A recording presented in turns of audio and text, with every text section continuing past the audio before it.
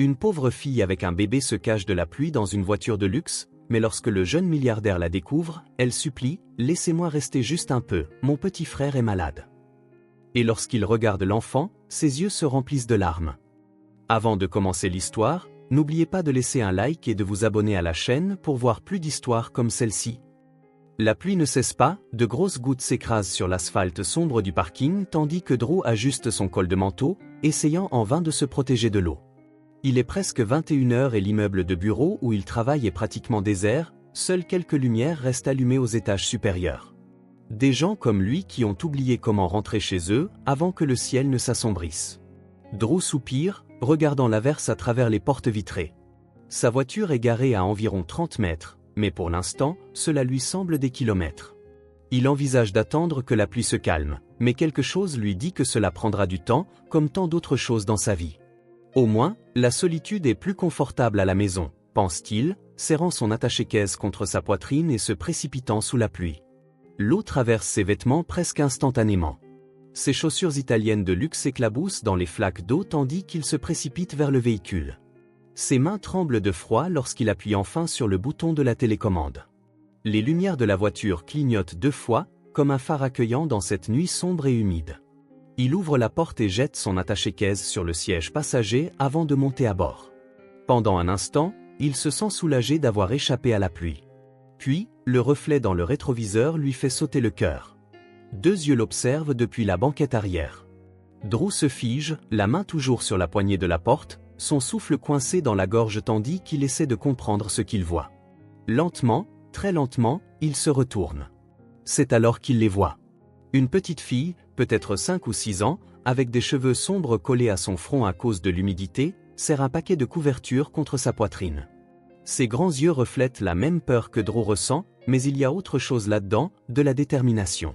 « S'il vous plaît », murmure-t-elle en serrant le paquet plus fort, « ne criez pas ». Drew ouvre la bouche, mais aucun son n'en sort.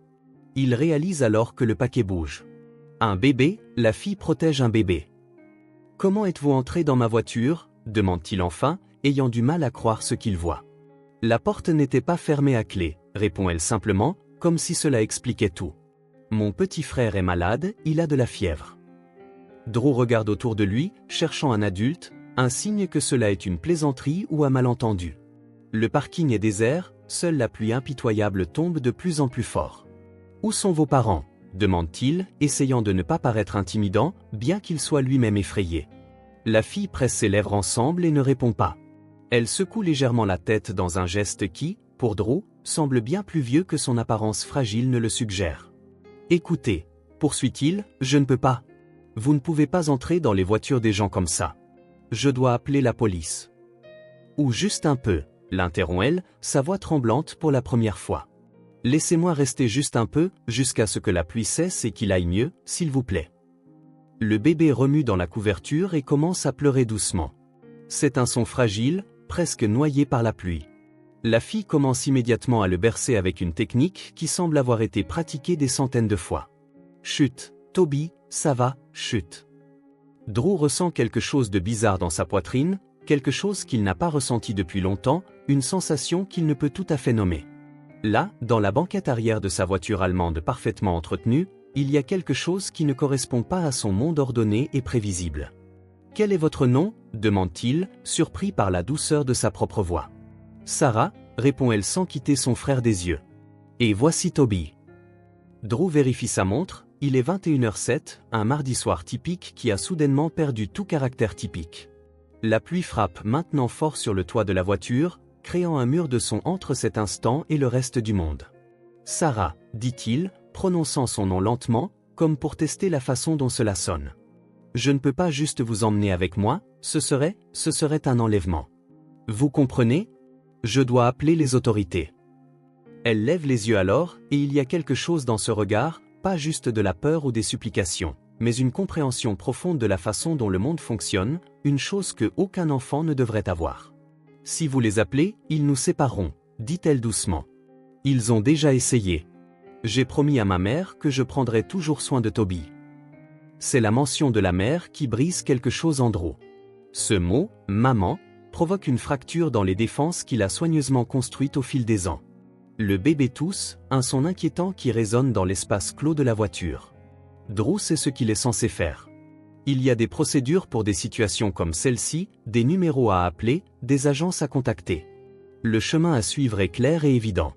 Mais lorsqu'il regarde ses deux enfants dans la banquette arrière de sa voiture, quelque chose de plus fort parle en lui. « Vous avez dit qu'il a de la fièvre ?»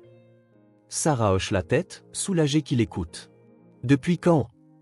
« Depuis hier, répond-elle en tirant un peu sur la couverture pour montrer le visage du bébé. « Je lui ai donné les médicaments que j'avais, mais ils sont tous finis maintenant, et il pleut trop. » Drew jette un coup d'œil sur le parking désert. La pluie ne donne aucun signe de faiblesse. Il se tourne vers le volant, place ses mains dessus et reste ainsi pendant quelques secondes, sentant son cœur battre tandis qu'une bataille interne fait rage en lui. « Juste pour cette nuit, dit-il enfin, sans se retourner. Je vous emmène tous les deux chez moi. Je donnerai un bain chaud au bébé, demain matin, nous verrons ce que nous pouvons faire. » Il démarre le moteur et ajuste le rétroviseur. Les yeux de Sarah rencontrent les siens dans le miroir, et elle hoche simplement la tête, sans sourire, presque comme si un accord silencieux avait été conclu à ce moment-là. Drew sort du parking prudemment, plus lentement que d'habitude. À chaque feu rouge, il jette un coup d'œil dans le miroir pour confirmer que tout cela est réel. Les deux enfants sont bien sur la banquette arrière de sa voiture. La ville brille sous les lumières nocturnes, détrempée par la pluie. Les gens se précipitent le long des trottoirs, essayant de se protéger comme ils peuvent de la tempête. Le monde continue normalement, ignorant que, à l'intérieur de cette voiture particulière, quelque chose d'extraordinaire se passe. « Où étiez-vous avant ?» demande Drew, essayant de briser le silence inconfortable. « Avant de monter dans ma voiture ?»« Au parc », répond simplement Sarah, sous le grand toboggan. Drew ressent un pincement dans la poitrine en imaginant les deux enfants blottis sous une structure de jeu pour enfants tandis que la pluie tombe autour d'eux. Combien de temps avait-il passé là? Et avant le parc? Silence.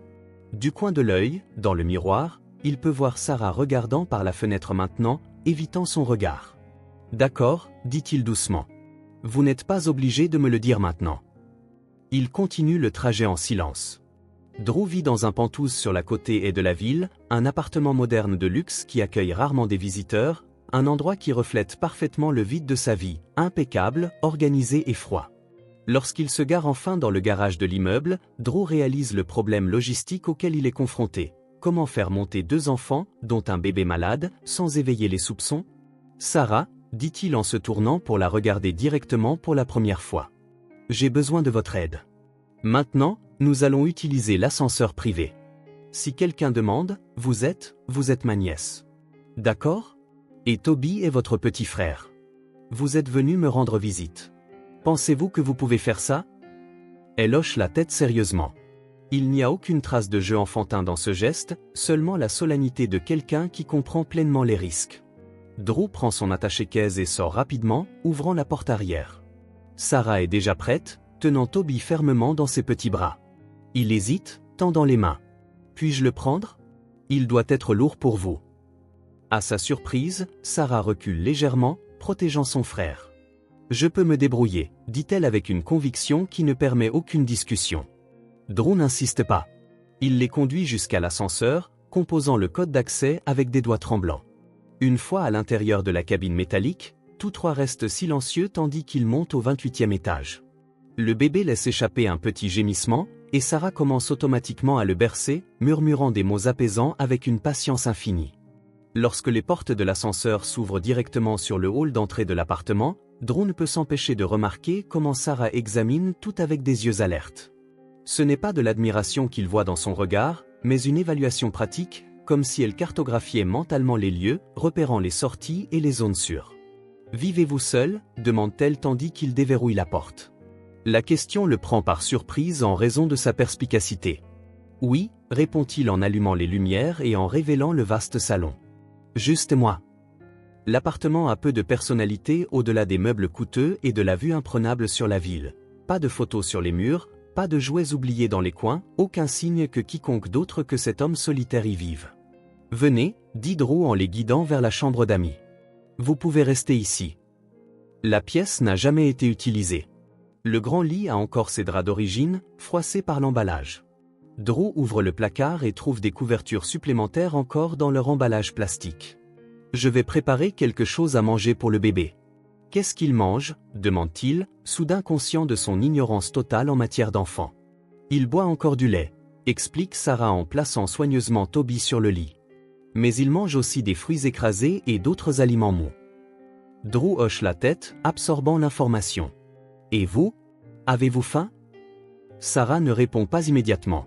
Ses yeux sont fixés sur son frère, dont la respiration semble que le bébé soit très chaud.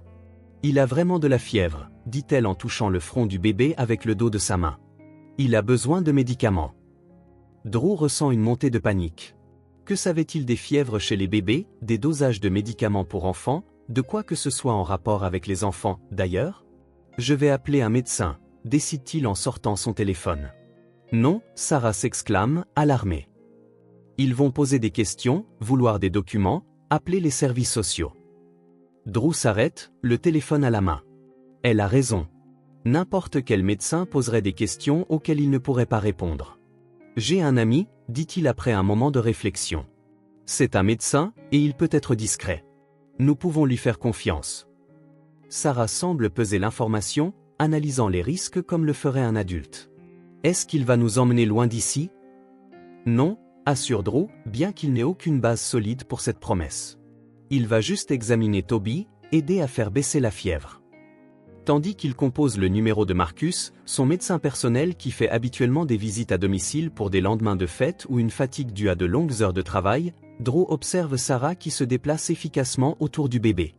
Elle déballe la couverture, vérifie sa couche, ajuste son petit vêtement, tout cela avec une compétence qui est étonnante pour son âge. Marcus répond au troisième coup de sonnerie. Drew, encore des problèmes de sommeil ? Non, c'est différent cette fois. J'ai besoin que tu viennes chez moi, apporte ta trousse de pédiatrie. Une brève pause à l'autre bout de la ligne. Pédiatrie ? La voix de Marcus est perplexe. Drew, es-tu sûr que tout va bien ? Oui, je t'expliquerai quand tu seras là. C'est important. Marcus et moi avons besoin que tu sois discret, une autre pause, plus longue cette fois. Je serai là dans 20 minutes. Drew raccroche et reporte son attention sur Sarah et Toby. Le bébé semble agité, se tortillant inconfortablement. Je vais vous chercher quelque chose à manger pendant que nous attendons le médecin, dit-il en se dirigeant vers la cuisine.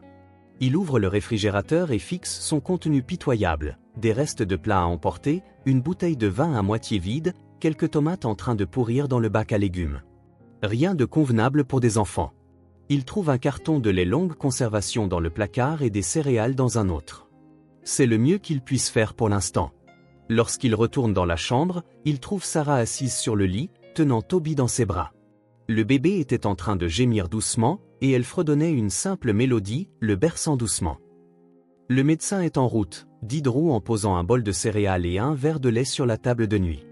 Vous devriez manger quelque chose. Sarah regarde la nourriture, puis Drew. Il y a de l'hésitation dans ses yeux. Allez-y, l'encourage-t-il en interprétant son regard. Je ne vais pas prendre Toby loin de vous.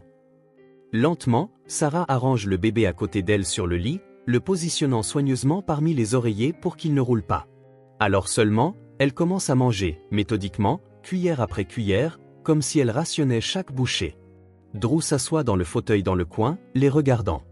Il a tant de questions qu'il aimerait poser, tant de sonnettes d'alarme qui retentissent dans son esprit. Où sont les parents de ses enfants ? Pourquoi sont-ils seuls ? Combien de temps avant qu'ils ne doivent faire la chose dure mais inévitable et contacter les autorités ?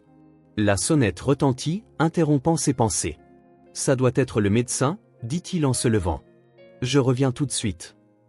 Marcus se tient dans le hall d'entrée, avec son habituelle sacoche noire de médecin et une expression de curiosité à peine dissimulée. Drew, le salue-t-il avec un hochement de tête en entrant. Alors, qu'est-ce qui se passe ? Drew ferme la porte et prend une profonde inspiration. J'ai une situation inhabituelle. Il donne l'explication la plus courte possible. Les enfants dans la voiture, le bébé malade, sa décision de les ramener chez lui. Marcus le regarde avec un mélange d'incrédulité et de préoccupation. Tu te rends compte que ce que tu fais est techniquement un crime, n'est-ce pas ? Demande-t-il doucement, même avec les meilleures intentions. Je sais, répond Drew en passant une main dans ses cheveux. Mais je ne pouvais pas les laisser dehors sous la pluie avec un bébé malade. Marcus hoche la tête, paraissant compréhensif. allons voir notre petit patient, alors. Dans la chambre, Sarah prend immédiatement une posture protectrice lorsqu'elle voit l'étranger entrer. Drew fait les présentations, essayant de la rassurer. Sarah, voici le docteur Marcus. Il va examiner Toby et voir pourquoi il a de la fièvre. Marcus s'approche avec un sourire doux, peut-être le même qu'il réserve à ses plus jeunes patients. Bonjour Sarah. Puis-je jeter un coup d'œil à votre petit frère? Elle ne répond pas verbalement, mais se déplace légèrement, lui donnant juste assez d'espace pour examiner le bébé. Ses yeux ne quittent jamais les mains du médecin. L'examen est rapide et professionnel. Marcus prend la température de Toby, vérifie ses oreilles, sa gorge, ses poumons. C'est une infection de l'oreille, diagnostique-t-il enfin. Assez courante chez les bébés de son âge. Rien de grave, mais il a besoin d'antibiotiques. Il ouvre sa sacoche et sort quelques flacons de médicaments. Celui-ci est pour la fièvre, explique-t-il en donnant le premier à Drew, et voici l'antibiotique. Les dosages sont sur l'étiquette, mais je vais les écrire pour que ce soit plus facile. Drew prend les médicaments, sentant le poids de la responsabilité qui lui incombe désormais. Combien de temps avant qu'il ne soit guéri? La fièvre devrait baisser dans les prochaines 24 heures. Le traitement antibiotique dure 10 jours. Il montrera une amélioration significative dans 2 ou 3 jours, dit Marcus en rangeant ses instruments. Puis, il baisse la voix.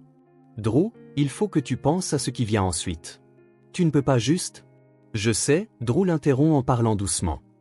Je vais m'en occuper. J'ai juste besoin d'un peu de temps. Marcus jette un coup d'œil à Sarah, qui se tient debout, écoutant chaque mot échangé entre les adultes. Si tu as besoin de quoi que ce soit, appelle-moi, dit-il en donnant une carte à Sarah. Mon numéro est là, pour Toby, d'accord.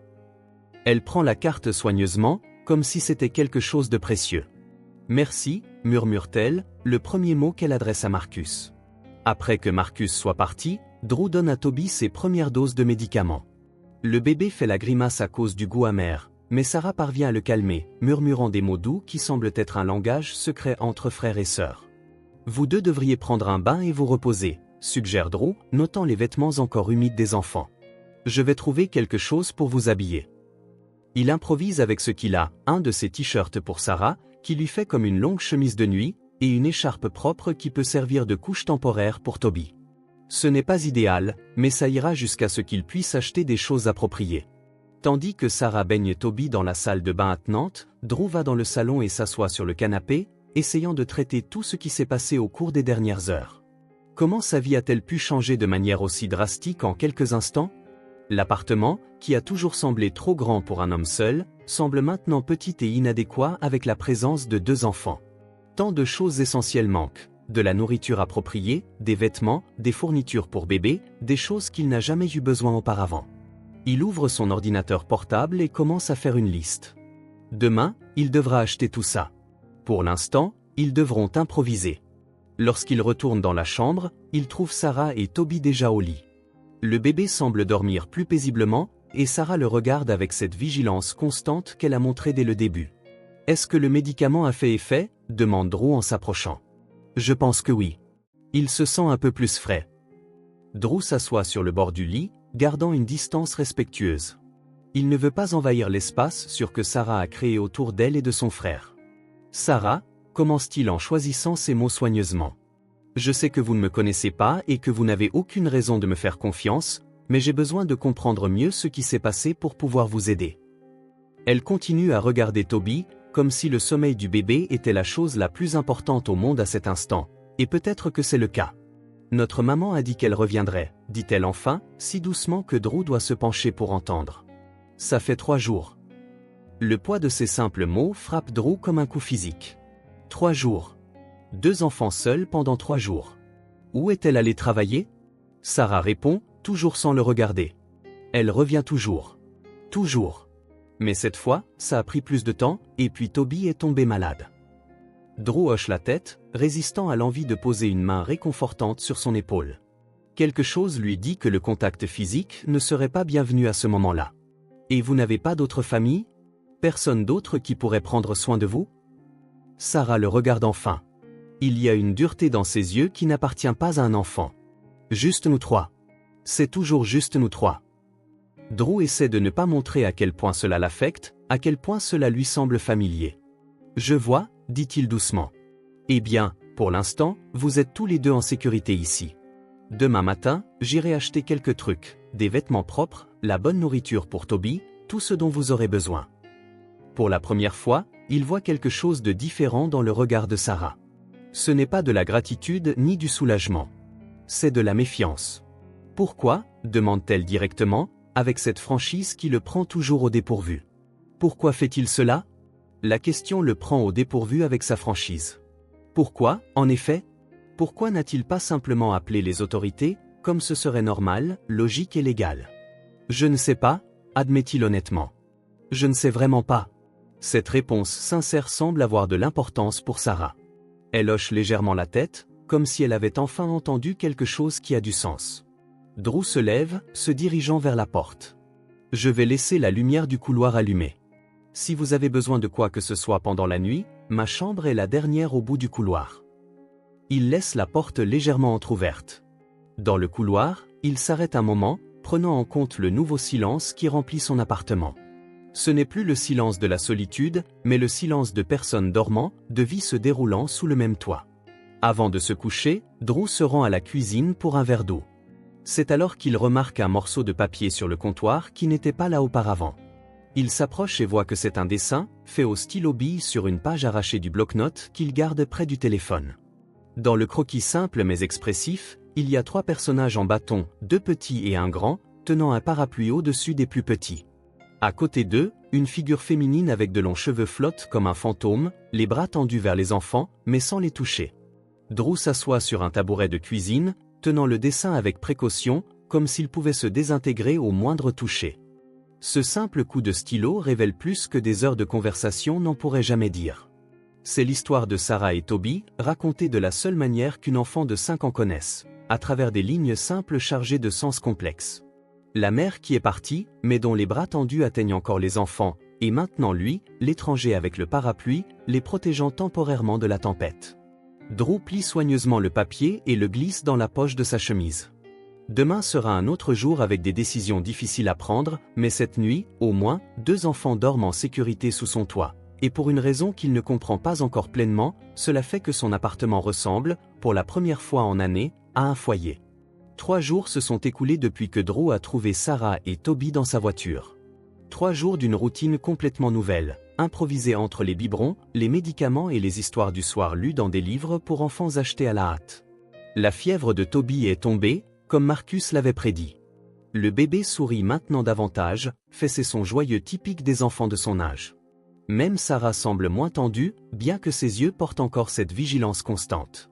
Drew vérifie le calendrier sur son téléphone en buvant son café. Lundi. Il est inévitable qu'il ait retardé son retour au travail pendant 3 jours, prétendant avoir un rhume grave, mais il ne peut plus repousser cela plus longtemps.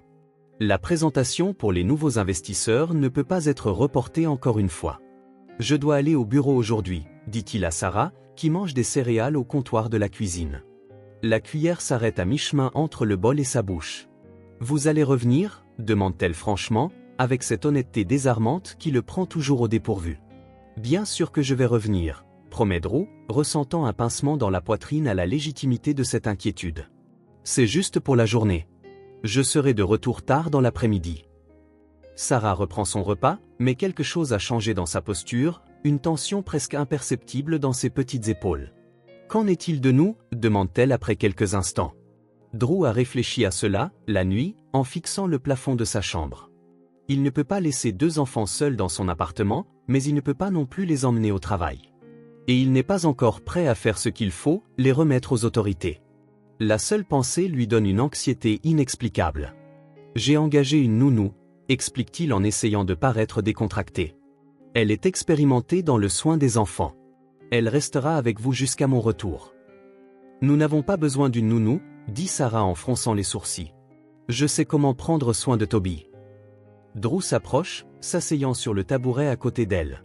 C'est la première fois qu'ils sont physiquement si proches. Je sais que tu le fais, Sarah. Tu prends mieux soin de lui que beaucoup d'adultes ne le feraient, dit-il doucement. Mais tu es aussi une enfant. Tu as le droit de jouer, de faire des choses de ton âge. La nounou s'appelle Elena.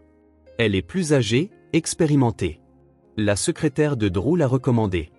Il a également effectué une vérification complète des antécédents d'Elelana Winters, 62 ans, veuve, ancienne infirmière pédiatrique qui complète désormais sa retraite en travaillant comme nounou. Il lui a également offert le double de son tarif habituel pour assurer une discrétion absolue. La sonnette retentit précisément à 7h30, comme convenu. Elelana est ponctuelle. « Bonjour, Monsieur Carter », le salue-t-elle lorsque Drew ouvre la porte. Sa voix est calme, presque mélodieuse. « Et vous pouvez m'appeler Drew. » Les cheveux gris d'Elelana sont tirés en un chignon pratique. Elle a un visage bienveillant, marqué de rides qui suggèrent de nombreuses années de sourire et des yeux vigilants qui semblent évaluer la situation plus profondément que Drew ne l'avait expliqué au téléphone. « Les enfants sont dans la cuisine », dit Drew en la conduisant dans l'appartement. Sarah a 5 ans et Toby 8 mois. Il a eu une infection de l'oreille, mais il va mieux maintenant. Il doit encore finir les antibiotiques. Les dosages sont indiqués sur le frigo. Tandis qu'il parle, Drew se rend compte qu'il sonne comme un père inquiet qui laisse ses enfants pour la première fois. Cette pensée le fait s'arrêter un instant, troublé par ses propres sentiments. Dans la cuisine, Sarah regarde la nouvelle venue avec ce regard scrutateur que Drew connaît bien. Elelana, pour sa part, ne fait aucun geste immédiat pour s'approcher. Elle sourit simplement et s'assoit à distance respectable. « Bonjour Sarah. Je m'appelle Elelana et ce petit garçon doit être Toby, » dit-elle en agitant la main vers le bébé dans la chaise haute. « Il aime la banane écrasée le matin », informe Sarah, testant la réaction de la femme. « Et il ne peut pas rester sur le dos trop longtemps, sinon il pourrait s'étouffer. »« Merci de me le dire », répond Elelana sincèrement. « Vous semblez connaître les préférences de votre frère très bien. » Quelque chose dans cet échange semble apaiser une partie de la tension de Sarah. Drew saisit l'occasion pour finir les instructions. « Il y a de la nourriture dans le frigo, des couches dans la chambre d'amis, et mon numéro est sur cette liste de contacts, » dit-il en tendant un papier à Elelana. « Si quoi que ce soit arrive, appelez-moi immédiatement. N'importe quoi. » « Ne vous inquiétez pas, Drew. Je prendrai bien soin d'eux, » assure Elelana. Drew hoche la tête, prend son attaché-caisse et se dirige vers la porte. Il s'arrête un instant, jetant un coup d'œil en arrière. Sarah le regarde avec une expression qu'il ne peut tout à fait déchiffrer. « Je serai de retour bientôt », promet-il. Pendant le trajet vers le bureau, Drew se sent étrangement partagé. Une partie de lui est soulagée de retourner à sa routine familière de défis prévisibles, de réunions et de conférences téléphoniques. Une autre partie, cependant, se sent agitée, comme s'il laissait quelque chose d'important derrière lui. La matinée s'écoule à travers une série de réunions qui, normalement, absorberaient toute son attention. Aujourd'hui, cependant, son esprit vagabonde toutes les quelques minutes. Il vérifie son téléphone pour n'importe quelle notification, message, quoi que ce soit. « Drew, êtes-vous avec nous ?» demande la voix de Michael, le ramenant dans la salle de conférence. « Désolé, pouvez-vous répéter la question ?» Michael fronce les sourcils, visiblement remarquant quelque chose de bizarre dans son comportement. « J'ai demandé si vous approuviez la nouvelle stratégie marketing pour le 3e trimestre. » « Oh, oui, cela semble bien, » répond Drew, sachant que sa réponse est trop vague. À l'heure du déjeuner, au lieu de sortir avec ses collègues comme il le fait habituellement, Drew reste dans son bureau. Il prend le téléphone plusieurs fois, presque pour appeler chez lui, avant de s'arrêter. « Ils vont bien, » se dit-il. Elelana sait ce qu'elle fait. Au fur et à mesure que l'après-midi avance, son agitation grandit. Il trouve une excuse pour partir tôt, un faux rendez-vous chez le médecin qu'il a oublié de mentionner. La circulation semble particulièrement lente cet après-midi-là. Drew tambourine des doigts sur le volant, agacé par chaque feu rouge, chaque arrêt. Lorsqu'il se gare enfin dans le garage de son immeuble, il se précipite vers l'ascenseur, presque en courant. Il ouvre la porte de son appartement. Il est accueilli par un silence momentané, suivi du son de petits pas courants dans le couloir. Sarah apparaît, s'arrêtant lorsqu'elle le voit. Ses yeux s'illuminent d'une manière que Drew n'a jamais vue auparavant. « Vous êtes revenu », s'exclame-t-elle, et avant qu'il ne puisse répondre, elle se précipite vers lui et l'enveloppe de ses bras autour de la taille. Drew se fige, surpris par le geste soudain. Pendant une seconde, ses bras restent suspendus en l'air, incertains, puis il entoure doucement les épaules de Sarah de ses bras. Une vague d'émotion le submerge si fortement qu'il en perd presque l'équilibre. Il ne peut se rappeler la dernière fois que quelqu'un a montré une telle joie à son retour. « J'avais promis que je reviendrais, n'est-ce pas ?» parvient-il à dire, sa voix semblant plus rude que d'habitude. Sarah le lâche et le tire par la main. « Venez voir. » Nous avons fait quelque chose pour vous. Elle le conduit dans le salon où Elena est assise sur le tapis avec Toby. Le bébé laisse échapper un gazouillement heureux en voyant Drew, agitant ses petits bras. C'est une scène étonnamment domestique, comme s'ils avaient toujours appartenu là. Nous avons eu une journée très productive, remarque Elena en se levant. Le petit Toby est complètement rétabli de son infection et Sarah a été une excellente assistante. Sarah se précipite vers la table basse et saisit une feuille de papier. « J'ai dessiné ceci pour vous », dit-elle en l'attendant à Drew. Il l'accepte soigneusement. C'est plus détaillé que le précédent, un dessin de 3 personnages se tenant par la main, un grand, clairement lui, et 2 plus petits, Sarah et Toby, tous souriant devant une grande maison qui ressemble vaguement à son immeuble. Au-dessus d'eux, un soleil brillant occupe le coin de la page. Dans l'autre coin, une silhouette féminine observait de loin, comme dans le dessin précédent, la mère absente, toujours présente dans la mémoire de Sarah. « C'est si beau », dit Drew, la gorge nouée. « C'est nous », expliqua Sarah comme si c'était évident. « Dans notre maison. » Notre maison. Les mots frappèrent Drew avec une force surprenante. Il jeta de nouveau un coup d'œil au dessin, puis à Sarah, à Toby qui jouait sur le tapis, et à l'appartement qui lui avait toujours semblé trop grand et vide mais qui, soudain, paraissait avoir exactement la bonne taille. Quelque chose changea en lui à cet instant, une porte qu'il avait gardée fermée pendant des années commença à s'ouvrir. Pour la première fois depuis longtemps, Drew se sentit relié à quelque chose de plus grand que ses ambitions professionnelles, plus grand que sa routine solitaire. « Merci », dit-il, la voix presque en murmure. Ce n'était qu'un dessin d'une enfant de 5 ans, des traits simples, des couleurs basiques, des proportions imparfaites. Mais pour Drew, à ce moment-là, c'était la chose la plus précieuse qu'on lui ait jamais offerte. C'était une invitation, une possibilité. Alors qu'Elena disait au revoir, promettant de revenir le lendemain, Drew se rendit compte qu'il ne voulait plus que tout cela soit temporaire. Il n'avait aucune idée de ce qu'il fallait faire ensuite, ni comment gérer les implications légales ou les détails pratiques.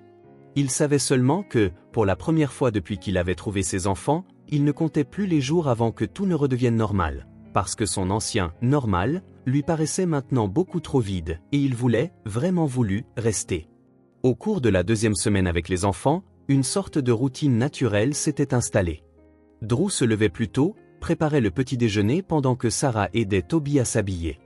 Elena arrivait à exactement 7h30, et Drew partait au bureau, désormais avec des photos des enfants sur son téléphone pour les regarder pendant la journée.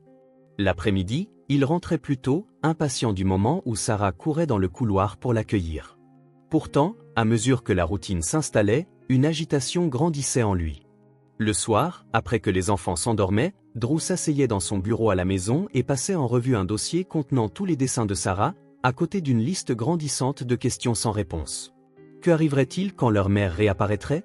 Que dirait-il à la police quand on lui demanderait pourquoi il avait gardé 2 enfants dans son appartement pendant 2 semaines sans le signaler? Comment expliquerait-il le lien soudain qu'il avait avec eux? Et la question la plus angoissante, qu'arriverait-il quand il devrait les laisser partir? Ce mercredi soir-là, après avoir couché Toby et lu une histoire à Sarah, Drew s'enferma dans son bureau et passa l'appel qu'il évitait jusque-là. Ses doigts tremblaient légèrement tandis qu'il composait le numéro que Marcus lui avait donné. Services sociaux du comté, Janet Reeves à l'appareil. Drew prit une profonde inspiration avant de répondre. « Bonjour, je m'appelle Drew Carter, je vous appelle au sujet d'une situation concernant 2 enfants. Sont-ils en danger immédiat? Dois-je envoyer une équipe d'urgence ?» La voix de la femme se fit automatiquement plus alerte. « Non, non, rien de ce genre », se hâta de préciser Drew. « Ils sont en sécurité, ils sont avec moi. » Un silence suivit. « Pourriez-vous expliquer plus clairement la situation, monsieur ?» Drew se passa une main sur le visage, cherchant les bons mots. « J'ai trouvé 2 enfants, une fille de 5 ans et un bébé de 8 mois, seuls, il y a environ 2 semaines. La petite a dit que leur mère était partie travailler et n'était jamais revenue. Je ne pouvais pas les abandonner. Vous les avez amenés chez vous? Oui, admit-il, conscient de l'impression que cela donnait. Le bébé était malade, il pleuvait. Je pensais que ce serait juste pour une nuit, mais... Et à aucun moment, vous n'avez contacté les autorités? La condamnation implicite dans sa question fit reculer Drew. Je sais que j'aurais dû le faire tout de suite.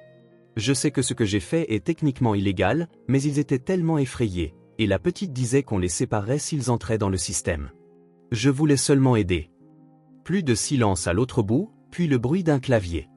Monsieur Carter, vous devez comprendre la gravité de la situation. Légalement, vous auriez dû prévenir les autorités immédiatement. Garder ces enfants chez vous sans autorisation légale est considéré comme un enlèvement, quelles que soient vos bonnes intentions. Drew déglutit, ressentant le poids de ses paroles. Je comprends. Mais que dois-je faire maintenant? Je dois envoyer quelqu'un immédiatement pour prendre la garde des enfants. Cet arrangement ne peut pas durer un jour de plus. Est-ce que ce pourrait être demain matin? Demanda Drew, pensant à la façon de préparer Sarah et Toby, afin de leur expliquer ce qui allait se passer. Il y eut une hésitation à l'autre bout du fil. Très bien. Je serai là à 10 heures. Mais Monsieur Carter, si vous n'êtes pas là avec les enfants à mon arrivée, je devrais impliquer la police. Est-ce clair? Oui, parfaitement clair, répondit Drew, la bouche sèche. Nous serons là. Lorsqu'il raccrocha, Drew resta assis, fixant le mur.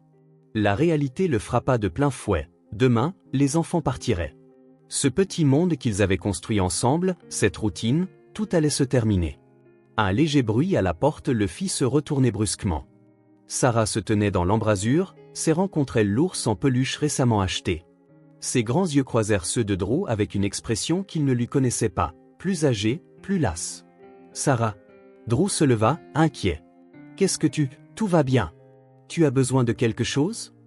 Tu nous renvoies, dit-elle. Ce n'était pas une question. L'air sembla quitter les poumons de Drew.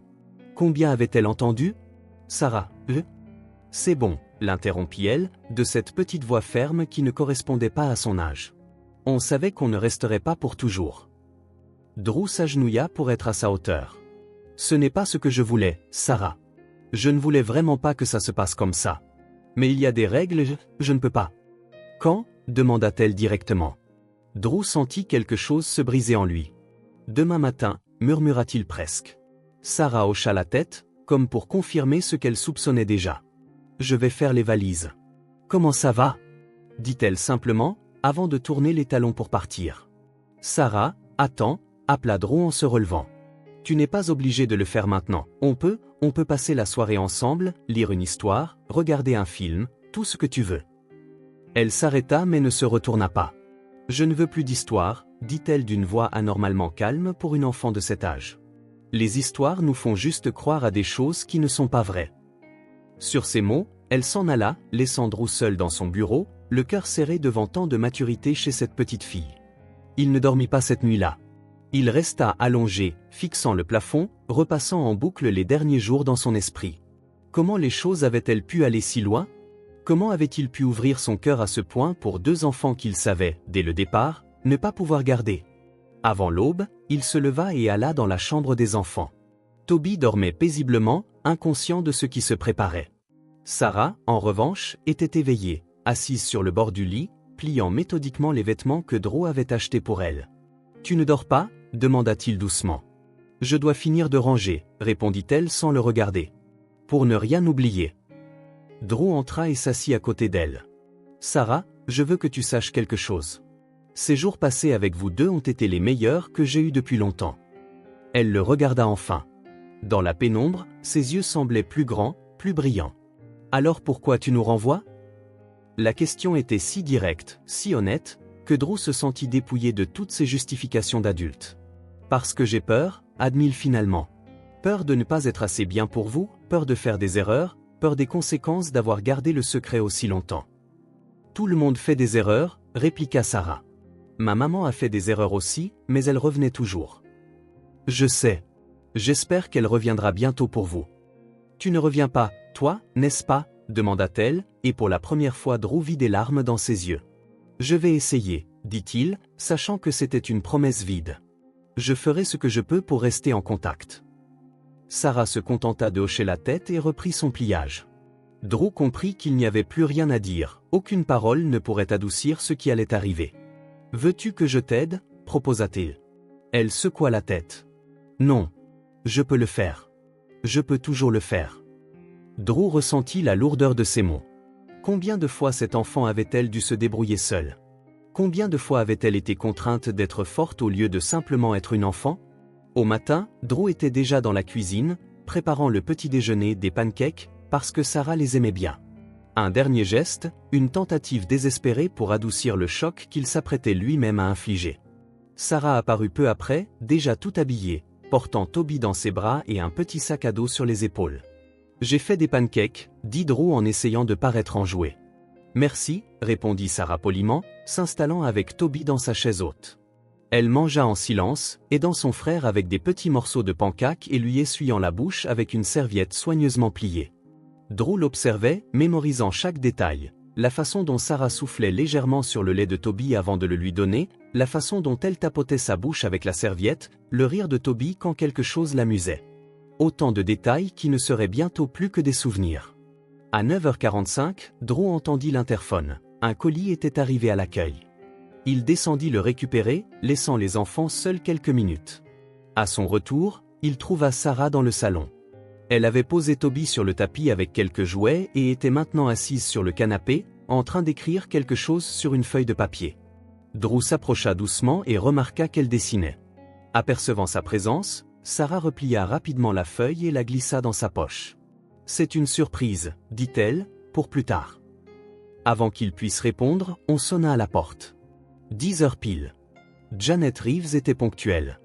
Drew prit une profonde inspiration, essayant de trouver le courage. « Ça doit être l'assistante sociale, » dit-il à Sarah, qui prenait déjà Toby. La petite hocha la tête d'un air grave. « Je sais. » Drew ouvrit la porte. Janet Reeves était une femme d'une 50aine d'années, les cheveux bruns mêlés de gris, le regard déterminé mais bienveillant. Elle portait un tailleur professionnel et un dossier de documents. « Monsieur Carter » salua-t-elle formellement. « Oui, entrez, je vous en prie », répondit Drew en s'écartant. Janet entra, et son regard trouva immédiatement Sarah et Toby dans le salon. « Bonjour », dit-elle en s'accroupissant à hauteur de la fillette. « Tu dois être Sarah, et ce beau petit garçon, c'est Toby, c'est ça ?» Sarah acquiesça en silence. « Je m'appelle Janet, je suis assistante sociale. »« Tu sais ce que ça veut dire ?»« Ça veut dire que vous vous occupez des enfants qui n'ont nulle part où aller, » répondit Sarah, d'une voix petite mais résolue. « C'est exact, » confirma Janet, jetant un bref regard à Drew avant de se tourner vers la fillette. « Je vais vous emmener, toi et ton petit frère, dans un endroit sûr, jusqu'à ce qu'on retrouve votre maman ou un autre membre de la famille. »« On restera ensemble ?» demanda immédiatement Sarah, une pointe de peur dans la voix pour la première fois. Janet hésita une fraction de seconde avant de répondre. « On fera de notre mieux pour vous garder ensemble, ma chérie. » Ce n'était pas une promesse, et Drew vit que Sarah s'en rendait compte. La petite serra Toby un peu plus fort. « Monsieur Carter, » dit Janet en se tournant vers Drew, « je vais avoir besoin que vous m'expliquiez exactement comment vous avez trouvé les enfants, et vous devrez aussi signer des documents. » Drew acquiesça et l'accompagna dans la cuisine, tandis que Sarah restait avec Toby. Pendant une vingtaine de minutes, il raconta tout en détail. La rencontre dans la voiture, les 2 semaines passées ensemble, tout ce qu'il savait de leur situation. Janet prenait des notes, lui posant parfois des questions supplémentaires. « Je comprends votre inquiétude et vos bonnes intentions, Monsieur Carter, » dit-elle enfin. « Mais vous admettez bien que la procédure appropriée aurait été de prévenir les autorités immédiatement, n'est-ce pas ?»« Oui, » reconnut Drew. « Je ne réfléchissais pas clairement. Les enfants ont l'air d'avoir été bien traités, je le noterai comme facteur atténuant dans mon rapport. Mais je ne peux pas ignorer que vous avez gardé 2 mineurs sans supervision officielle pendant 2 semaines. » Drew hocha la tête, acceptant la remontrance. « Qu'est-ce qui leur arrive maintenant ? » « Ils vont être emmenés dans un foyer temporaire pendant que nous cherchons leur mère ou d'autres proches. Si nous ne trouvons personne, ils entreront dans le système en vue d'une adoption ou d'un placement en famille d'accueil. »« Et si ?» commença Drew, la voix tremblante, « et si je voulais moi-même faire une demande de famille d'accueil ?» Janet l'observa un instant. « Ce serait un long processus, Monsieur Carter, vérification d'antécédents, entretien, évaluation du foyer. Et vu les circonstances particulières dans lesquelles vous avez pris la garde des enfants, il y aurait des complications supplémentaires. »« Je comprends, » dit Drew, sentant le dernier fil d'espoir se rompre. De retour au salon, Sarah était déjà debout, Toby dans ses bras et un sac plus grand contenant les affaires du bébé. « On est prêt ?» dit-elle. Drew remarqua qu'elle évitait de le regarder directement. « Tu n'es pas obligée de tout porter toute seule, ma puce, » dit Janet avec gentillesse en tendant les bras. « Je peux prendre Toby. » Sarah hésita, puis laissa finalement Janet prendre le bébé. Toby se mit à geindre un instant, puis se calma dans ses bras. Eh bien, je crois que c'est tout, conclut Janet en prenant aussi le sac. Monsieur Carter, je vous contacterai si nous avons besoin de plus d'informations. Drew acquiesça, incapable de parler, la gorge nouée et le cœur lourd. Sarah, parvint-il enfin à dire, en s'agenouillant devant elle. Merci pour tout. Merci de m'avoir laissé te connaître, toi et Toby. Sarah le regarda longuement, puis, à la surprise de Drew, elle tendit la feuille de papier qu'elle avait mise dans sa poche. C'est pour toi, dit-elle doucement. Comme ça tu pourras la regarder plus tard. Drew la prit, les mains tremblantes. Merci. Sans prévenir, Sarah fit un pas en avant et l'enlaça rapidement. Ce fut bref, presque furtif, mais Drew eut l'impression que quelque chose en lui se brisait. Au revoir, Drew, murmura-t-elle en se détachant rapidement. Au revoir, Sarah, répondit-il en se relevant pour regarder une dernière fois Toby dans les bras de Janet. Au revoir, Toby. Le bébé lui sourit, ignorant tout de la situation. Ce sourire innocent était presque plus qu'il ne pouvait supporter. Janet conduisit les enfants vers la porte, Drew les suivant dans le couloir. Elle se retourna une dernière fois. Je vous remercie encore d'avoir contacté les autorités, Monsieur Carter. C'était la bonne décision, aussi difficile soit-elle. Drew se contenta d'hocher la tête, incapable de trouver les mots. Il les regarda s'éloigner jusqu'à l'ascenseur, Sarah marchait à côté de Janet, petite et déterminée. À l'instant où les portes se refermèrent, la fillette se retourna et croisa le regard de Drew une dernière fois. Puis ils disparurent. Drew referma la porte de l'appartement et s'y adossa, les jambes faibles. Le silence qui l'enveloppa désormais n'était plus celui de la solitude, mais celui de l'absence, de la perte. Les mains tremblantes, il déplia le papier que Sarah lui avait donné. C'était un dessin fait avec les feutres de couleur qu'il lui avait achetés, 3 personnages Drew, Sarah et Toby. Mais contrairement au dessin précédent, cette fois Drew était représenté de dos, s'éloignant des 2 enfants. En dessous, en lettres soigneusement formées, on pouvait lire « Thank you for everything. Don't worry about it ». Drew resta immobile plusieurs minutes, le regard rivé sur le dessin. Un tourbillon d'émotions l'envahit, et il laissa chaque ligne, chaque couleur, chaque mot déchirant, l'atteindre pleinement.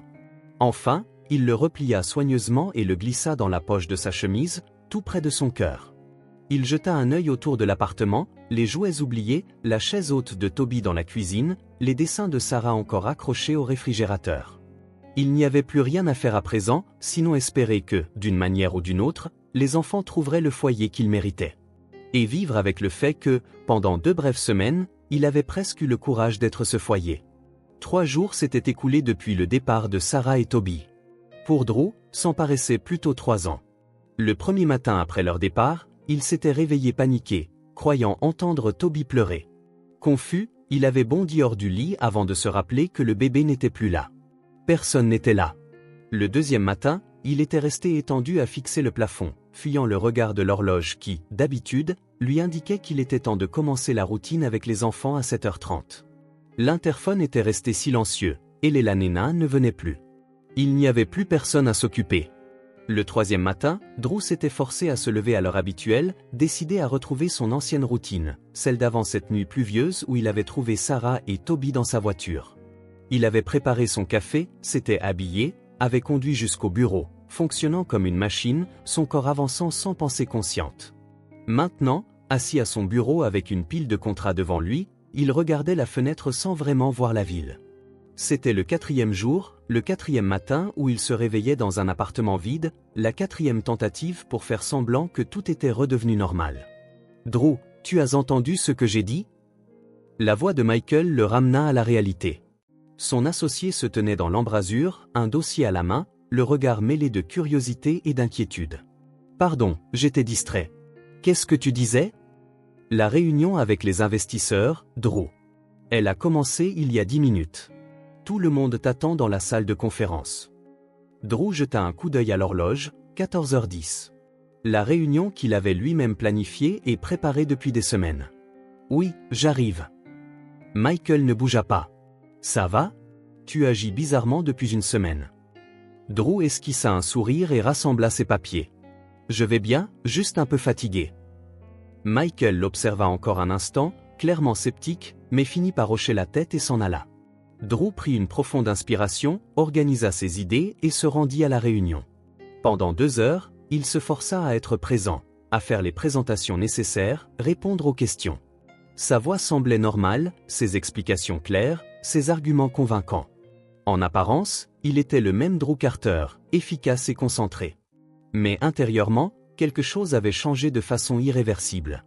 À 17 h, alors qu'il aurait normalement été au sommet de son efficacité, Drew préparait déjà son départ. Ces derniers jours, l'idée de rester tard au bureau avait perdu tout attrait. Ce qui autrefois ressemblait à de la dévotion ne lui semblait plus qu'une échappatoire. Et même le travail ne parvenait pas à combler le vide qui l'attendait chez lui.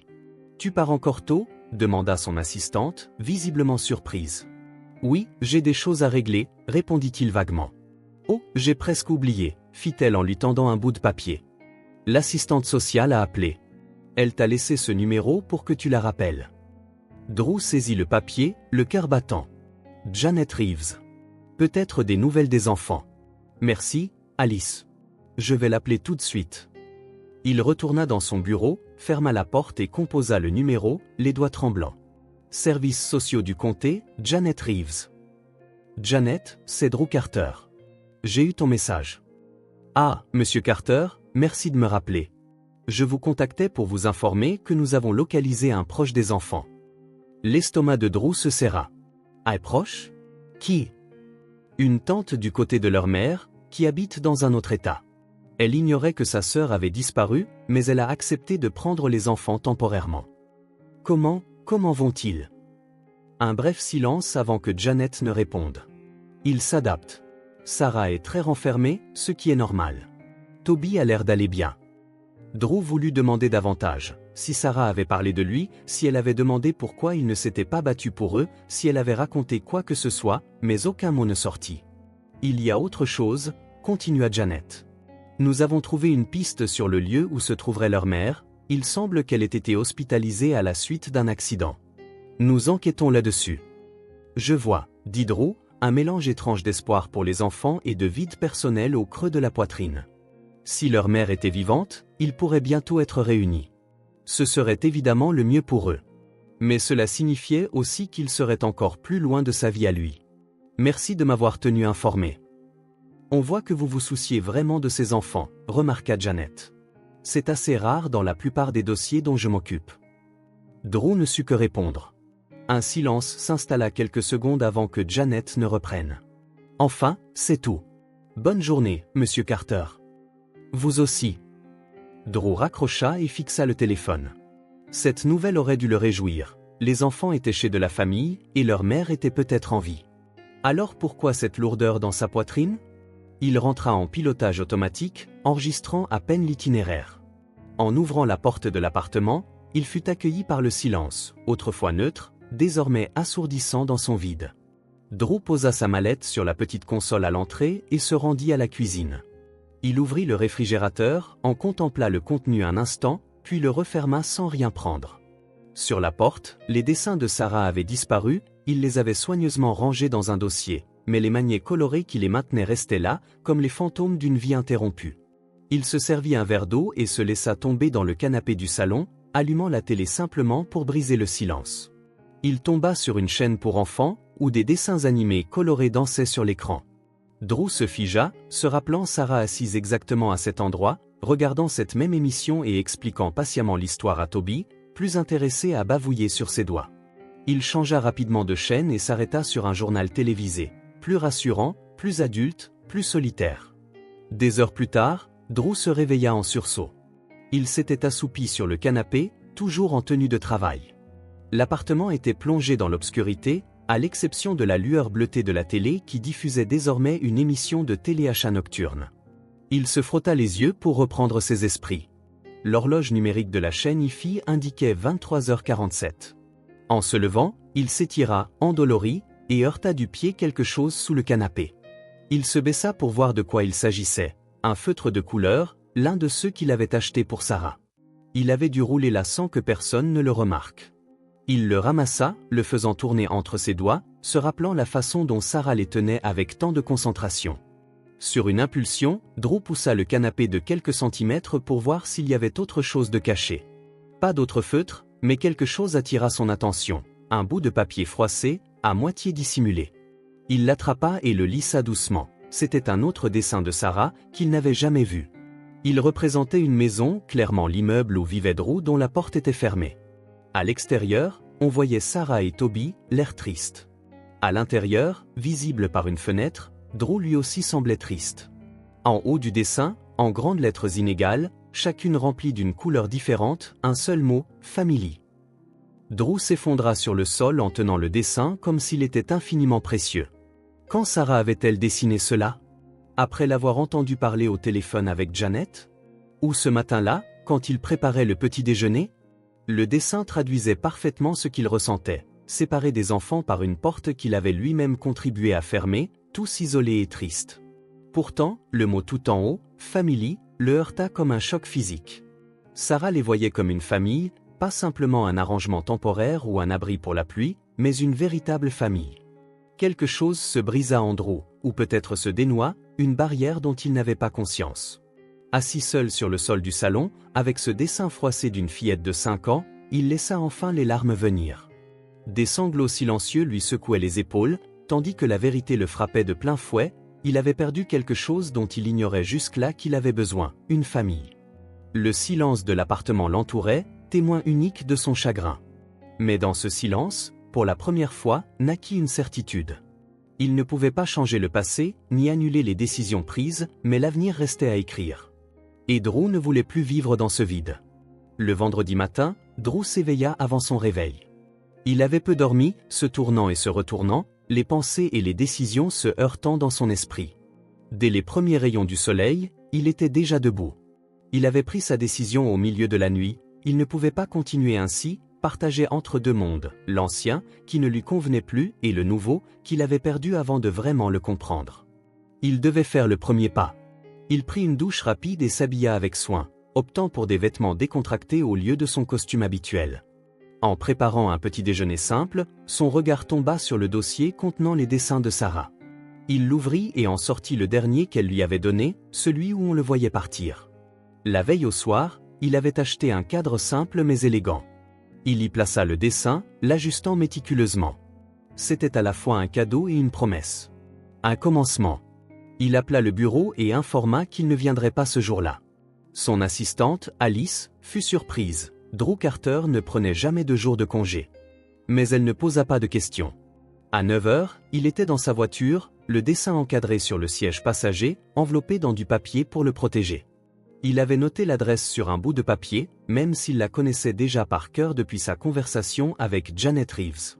Le foyer pour enfants était à une demi-heure de route du centre-ville, dans un quartier résidentiel calme. Le bâtiment était ancien mais bien entretenu, peint dans des tons pastels, avec un petit jardin où jouaient quelques enfants sous la surveillance d'adultes. Drew se gara et resta quelques minutes, le cœur battant, les paumes moites. Que dirait-il? Comment l'accueillerait-on? Sarah était-elle encore là ou avait-elle déjà été envoyée chez sa tante dans un autre état? Enfin, il trouva le courage de sortir de la voiture, emportant le paquet avec lui. À l'entrée, une réceptionniste l'accueillit avec un sourire poli. « Bonjour, puis-je vous aider ?» « Bonjour, je suis Drew Carter. J'aimerais parler à Janet Reeves, si possible. » La femme consulta son ordinateur. « Madame Reeves est en réunion pour le moment.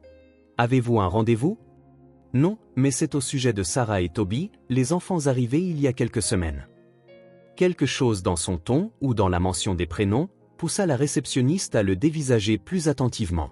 « Un instant, je vous prie. » Elle passa un rapide coup de fil, parlant à voix basse. Drew attendit, tenant le paquet comme s'il était précieux. « Monsieur Carter, Mademoiselle Reeves peut vous recevoir dans quelques minutes. Veuillez patienter dans le hall. » Drew acquiesça et s'installa dans une petite salle d'attente. Il s'assit sur une chaise, le paquet sur les genoux, observant les murs couverts de dessins d'enfants et une étagère basse remplie de livres et de jouets. L'endroit se voulait accueillant, mais une ambiance institutionnelle flottait malgré tout. 10 minutes plus tard, Janet Reeves apparut dans l'embrasure de la porte. « Monsieur Carter », le salua-t-elle, l'expression neutre. « Je ne m'attendais pas à vous voir ici. »« Bonjour, Janet.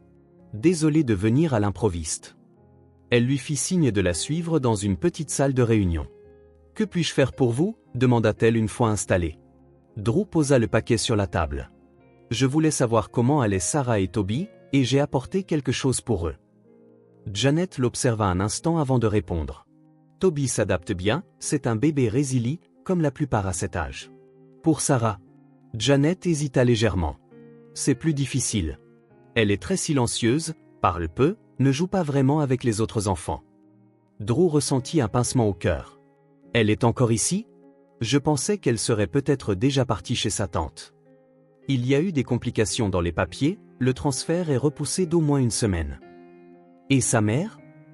Janet poussa un soupir. Nous avons confirmé qu'elle avait eu un accident. Elle est à l'hôpital, dans un autre état, inconsciente. Les médecins ignorent quand, ou même si, elle sortira du coma. La nouvelle bouleversa Drew.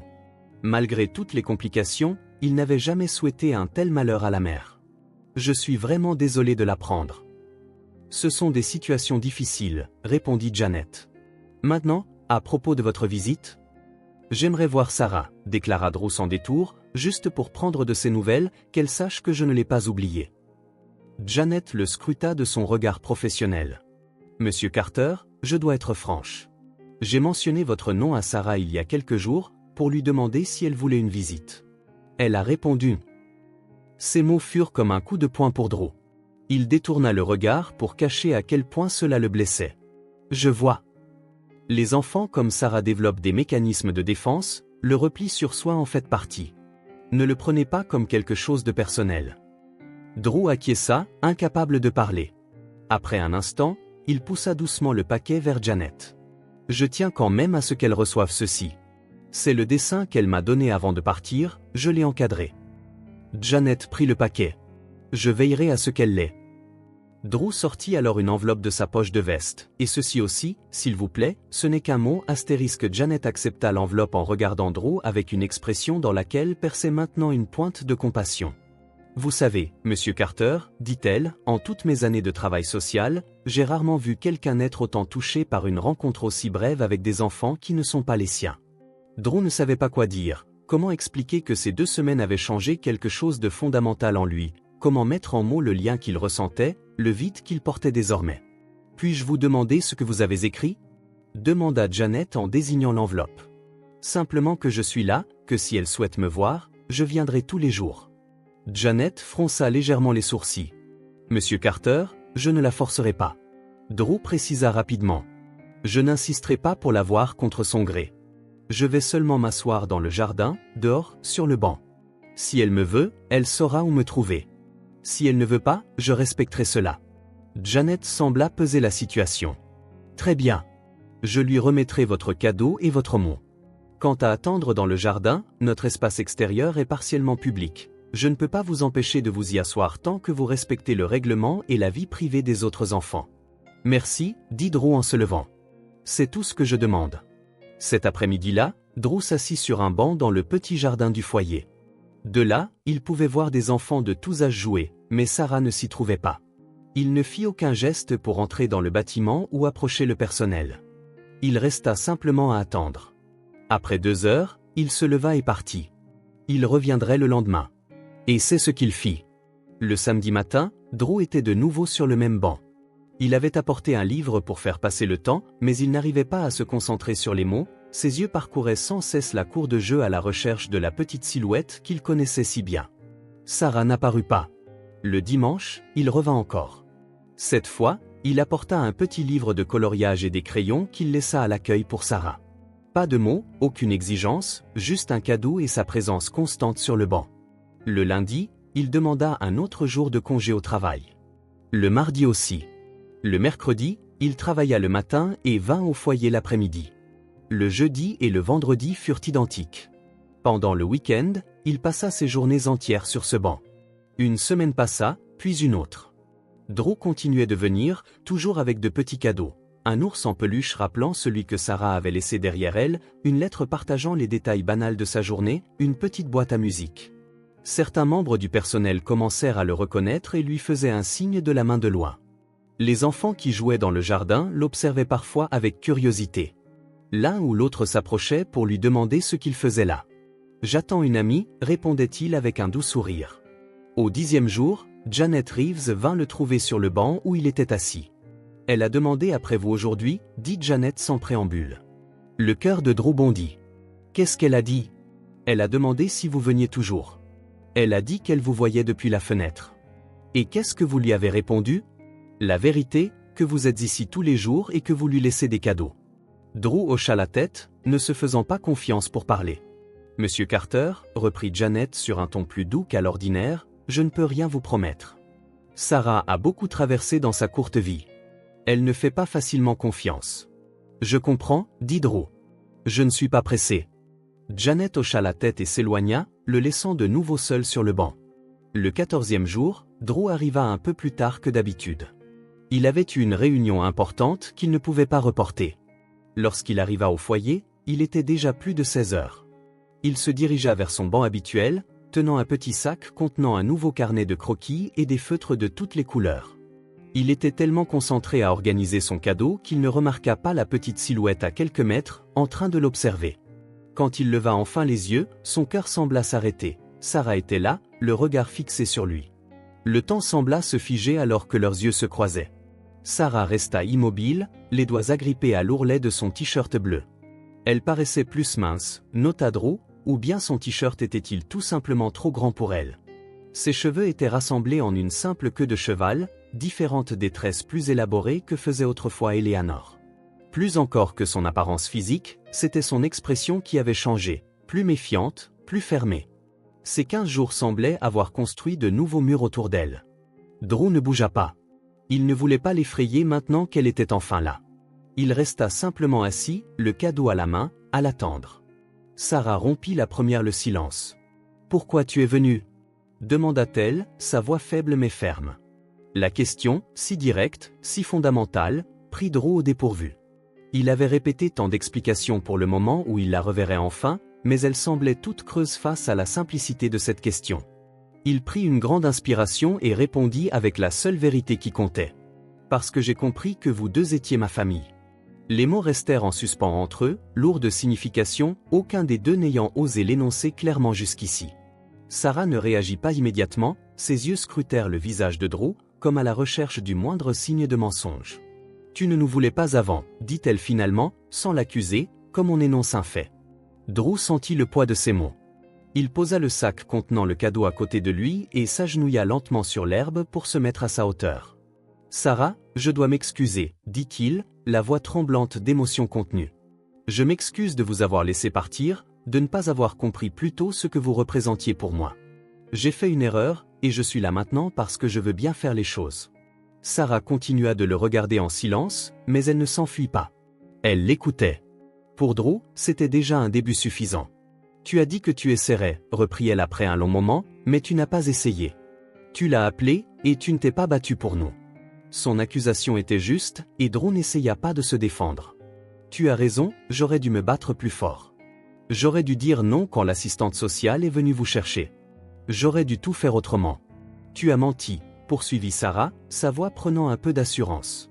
Tu as dit qu'on pourrait rester, que tout s'arrangerait. » Drew sentit chaque mot comme une petite lame tranchant les défenses qu'il avait construites au fil des années. « Oui, j'ai menti. Pas exprès, mais je l'ai fait. Je pensais faire ce qu'il fallait en respectant les règles, mais je me trompais. » Un léger pli apparut entre les sourcils de Sarah.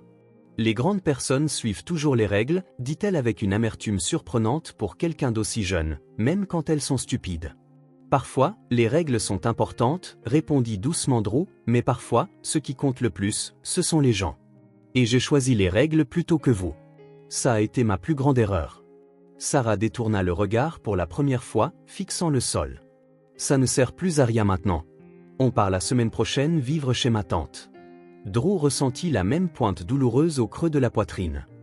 Janet avait mentionné le départ imminent, mais l'entendre de la bouche de Sarah rendait la chose plus réelle, plus douloureuse. « C'est loi » demanda-t-il. « Dans un autre état, répondit Sarah. Je devrais aller dans une nouvelle école, tout sera encore différent. » Il y avait dans sa voix une résignation qui ne convenait pas à une fillette de 5 ans, une résignation à l'instabilité comme si elle était normale. « Sarah, dit doucement Drew, choisissant ses mots avec précaution, je sais que je n'ai aucun droit de te demander quoi que ce soit, mais si tu pouvais me laisser une autre chance, une chance de te montrer que je peux être différent, que je peux être meilleur. » « Comment » le défia-t-elle. « Tu vas te battre contre l'assistante sociale, dire à ma tante qu'on ne peut pas partir ?» S'il le faut, oui, répondit Drew, se surprenant lui-même par sa détermination. Je ferai tout ce qu'il faut, légalement cette fois, de la bonne façon. Mais je me battrai pour vous. Sarah l'observa longuement avant de parler. Je ne crois plus aux promesses, dit-elle finalement.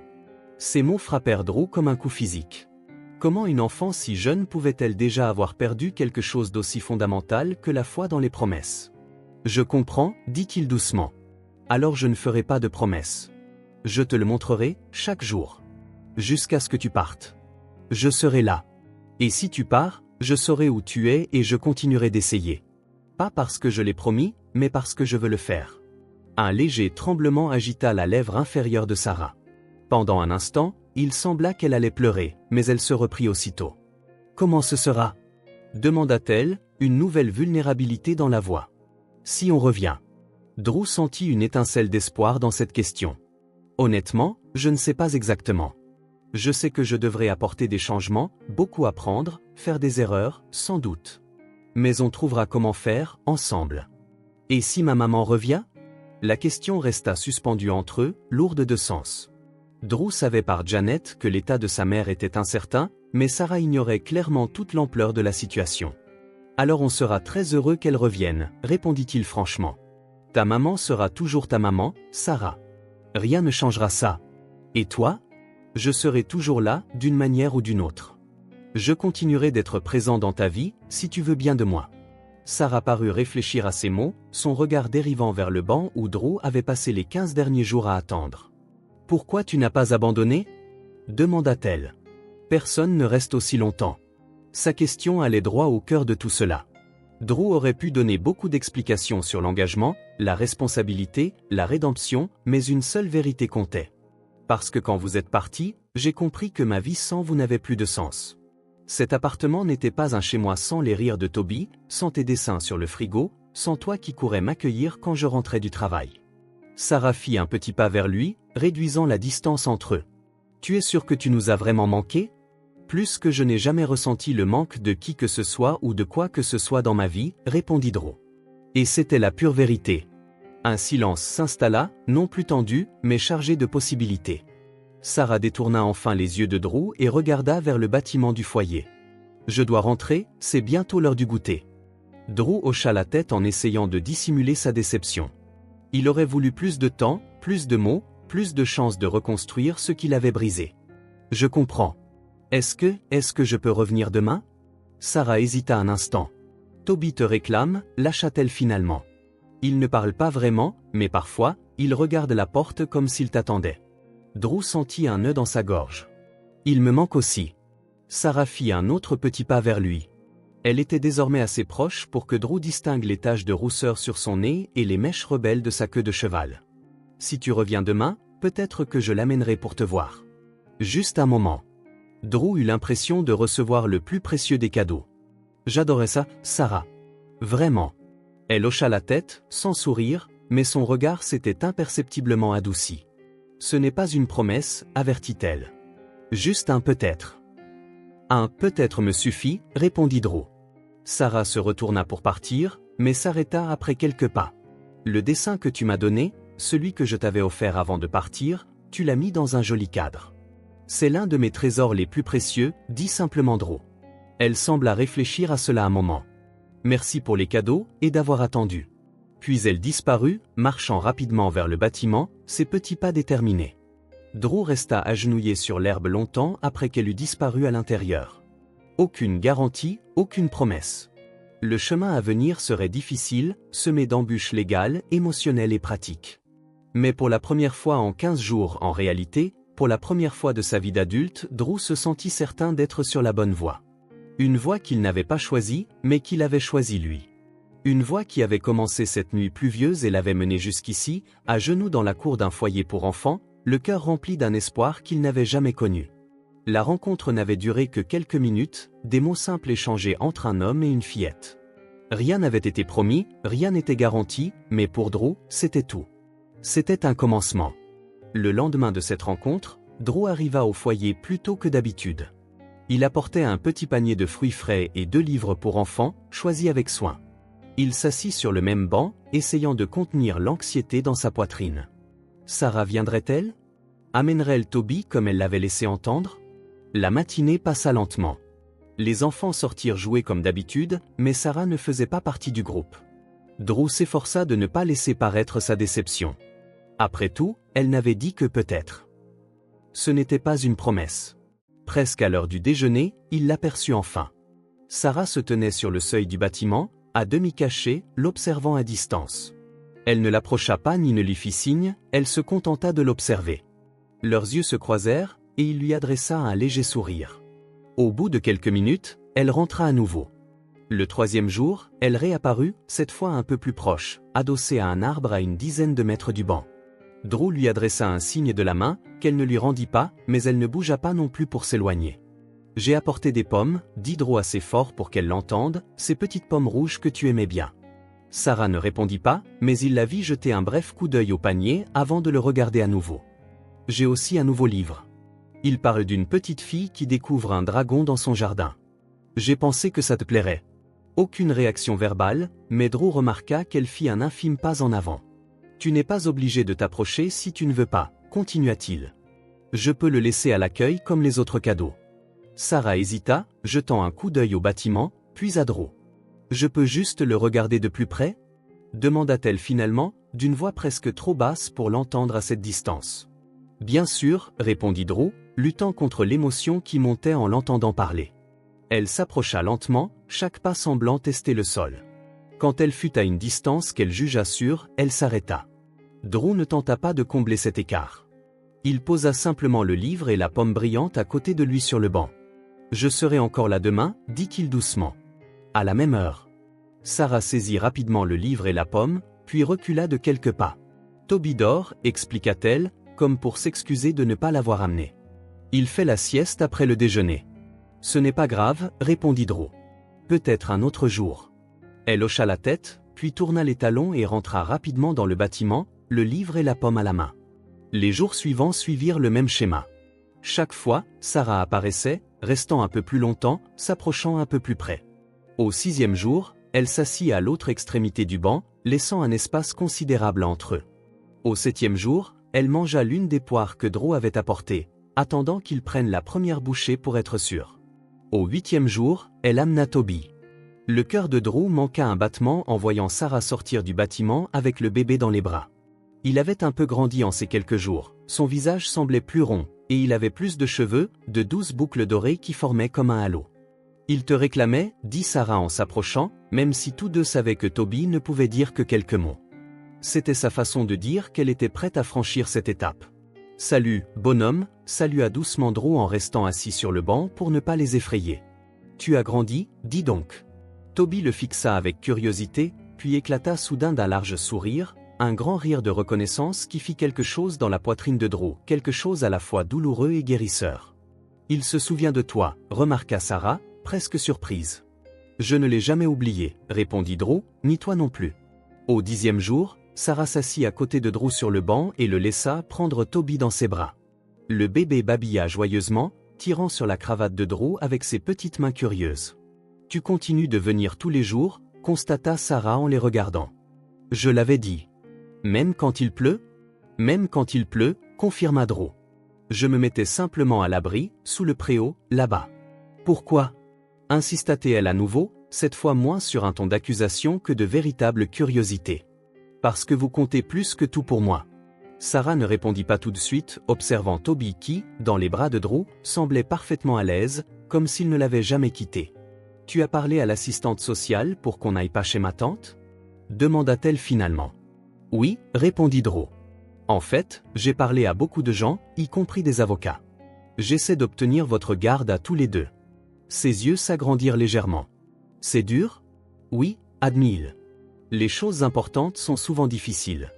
Ça vaut quand même la peine d'essayer. » Au 12e jour, Sarah était déjà installée sur le banc quand Drew arriva. Toby n'était pas avec elle. « Il a un petit rhume, » expliqua-t-elle. « Rien de grave. » Drew hocha la tête, imaginant comment ce serait d'être là pour le soigner, de prendre sa température, de s'assurer qu'il reçoive les soins dont il avait besoin. Sarah tendit un papier plié à Drew. « J'ai fait ça hier soir. » Drew l'ouvrit avec précaution. C'était un dessin plus détaillé que les précédents, 3 silhouettes se tenant la main, Drew, Sarah et Toby, devant un bâtiment ressemblant à son appartement. Un grand soleil brillait dans un coin et chaque personnage arborait un grand sourire. En bas, en lettres colorées, elle avait écrit « Si tu restes vraiment, on peut peut-être essayer ». Drew sentit sa gorge se nouer. « C'est la plus belle chose qu'on m'ait jamais offerte », dit-il, la voix chargée d'émotion. Sarah l'observa un moment avant de demander « Tu vas vraiment rester ?»« Je reste. Aussi longtemps qu'il le faudra. Tant que vous voudrez de moi. » Au cours des semaines suivantes, la procédure légale commença à se mettre en place. Drew déposa officiellement une demande de garde temporaire, première étape d'un long parcours. Fait surprenant, Janet Reeves devint une alliée. Son rapport soulignait le lien qu'elle observait entre Drew et les enfants, le dévouement dont il faisait preuve, l'amélioration visible du comportement de Sarah depuis la reprise de leurs rencontres régulières. Ce sera un long parcours, le prévint-elle lors d'une réunion dans son bureau. On aura des entretiens, des évaluations psychologiques, des visites à domicile, et il y a toujours la situation de la mère des enfants. Je comprends, répondit Drew. Je suis prêt à faire tout ce qu'il faut. Le premier entretien officiel se déroula avec une psychologue spécialisée en protection de l'enfance, Hélène Goodman, une femme d'âge moyen aux yeux bienveillants mais perçants, qui observait chaque interaction entre Drew et les enfants avec professionnalisme. « Et si ça ne marche pas ?» demanda-t-elle sans détour à Drew, pendant que Sarah coloriait à une table voisine. « Et si vous découvrez que s'occuper de 2 enfants est plus dur que vous ne l'imaginiez ? Ce sera difficile, répondit honnêtement Drew. Il y aura de bons jours et de mauvais jours, des moments de doute et de frustration. Mais je serai là pour tous ces moments. » Sarah, qui semblait ne pas prêter attention, leva soudain la tête. « Et si je casse quelque chose ?» demanda-t-elle d'une voix claire. « Et si je fais une bêtise ? Et si je me réveille en pleurant la nuit et que je te dérange ?» Drew se tourna vers elle, comprenant la peur réelle derrière sa question. « Alors on réparera ensemble, répondit-il simplement. Si quelque chose se casse, on le recollera. Si tu fais une bêtise, on en discutera et on apprendra ensemble. Si tu te réveilles en pleurant, je serai là pour te serrer contre moi. » Hélène nota quelque chose sur son carnet, visiblement émue par l'échange. Les visites encadrées se transformèrent bientôt en petites sorties au parc, au zoo, dans une librairie pour enfants. Drew redécouvrit la ville à travers les yeux de Sarah, remarquant des détails qu'il n'avait jamais vus. Les canards dans un étang, la forme des nuages, la texture du gravier sous ses pieds. Son appartement aussi se transforma. Une chambre fut repeinte en vert pâle, avec des autocollants muraux représentant la forêt. Un lit adapté aux enfants remplaça l'ancien lit d'amis, pour Sarah. Le berceau de Toby, désormais permanent, occupait un coin près de la fenêtre. Des étagères basses étaient remplies de livres pour enfants, et des jouets éducatifs étaient rangés dans des bacs colorés. Lors d'une visite à domicile, Janet sembla satisfaite des changements, vérifiant les prises électriques sécurisées et les protections arrondies sur les meubles. « Vous êtes vraiment engagé dans ce projet ?» remarqua-t-elle. « Totalement », confirma Drew. C'est durant cette visite qu'eut lieu un moment décisif. Alors que Sarah explorait sa chambre fraîchement décorée, elle s'arrêta net et regarda Janet et Drew qui discutaient dans le salon. « Si je reste avec lui, demanda-t-elle, la voix claire, est-ce que je peux garder le nom de ma maman ?» Un silence tomba. Janet jeta un coup d'œil à Drew, dont l'expression passa de la surprise à la compréhension. Il s'approcha de Sarah et s'agenouilla pour se mettre à sa hauteur. « Bien sûr que tu peux, Sarah, dit-il d'une voix douce. Tu n'auras jamais à choisir entre elle et moi. » Les larmes montèrent aux yeux de Sarah, et elle hocha la tête comme pour valider quelque chose d'important en elle-même. Janet papillonna des paupières, visiblement touchée. « C'est, commença-t-elle avant de se racler la gorge.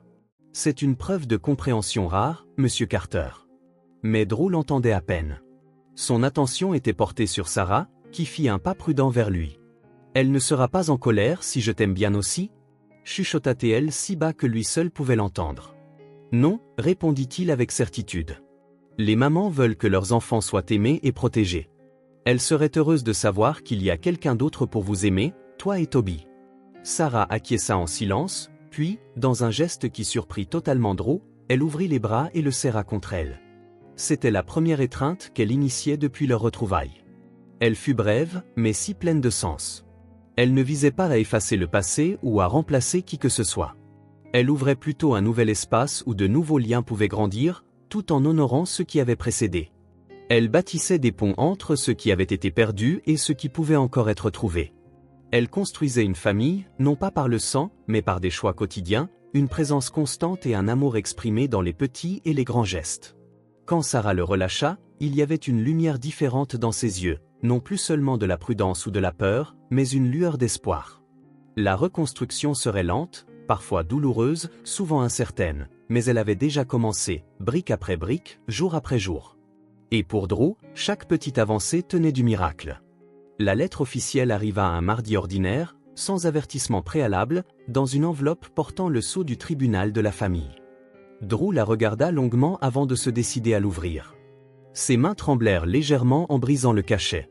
Après examen de toutes les conditions légales et dans l'intérêt supérieur des enfants concernés, le tribunal accorde à M. Andrew Carter l'adoption pleine et entière des mineurs Sarah Elizabeth Lewis et Tobias James Lewis.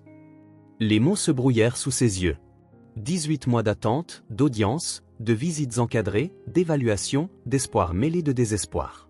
Tout était là, enfin officiel, définitif, réel. Sarah et Toby étaient légalement ses enfants. Des nouvelles de leur mère biologique étaient arrivées 6 mois plus tôt. Après un long coma, elle était décédée sans jamais reprendre connaissance. Sarah avait pleuré pendant des jours, serrant contre elle l'unique photo de sa mère. Drew était resté à ses côtés tout ce temps, tenant sa petite main, essuyant ses larmes et écoutant ses récits sur la femme qu'il avait aimée la première. La tante, qui avait initialement accepté de prendre les enfants, avait fini par admettre qu'elle ne pouvait pas assumer leur éducation. Sa propre vie était compliquée, instable. Après avoir rencontré Drew et constaté le lien qu'il avait avec les petits, elle avait signé des documents renonçant à toute prétention familiale, ce qui ouvrait la voie à l'adoption. Et maintenant, c'était fait. Drew rangea la lettre dans un tiroir et jeta un regard autour de l'appartement. Non, de la maison. Ils avaient déménagé récemment dans une vraie maison avec jardin et des chambres à l'étage, un endroit où Toby pouvait enfin courir sans se cogner partout, et où Sarah pouvait avoir son espace pour créer et rêver. Un lieu qui, comme eux, portait les marques d'un renouveau. Le changement de logement reflétait la transformation qui avait eu lieu dans leur vie. L'ancien appartement, autrefois si méticuleusement ordonné et impersonnel, était peu à peu devenu un joyeux capharnaüm coloré.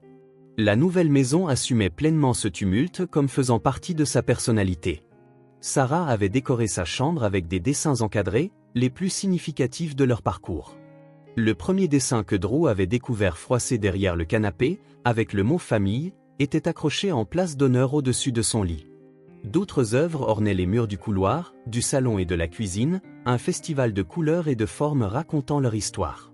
Des jouets de Toby, notamment de petites voitures, traînaient un peu partout dans le salon, et ses livres en tissu remplissaient une étagère basse, à portée de ses petites mains curieuses.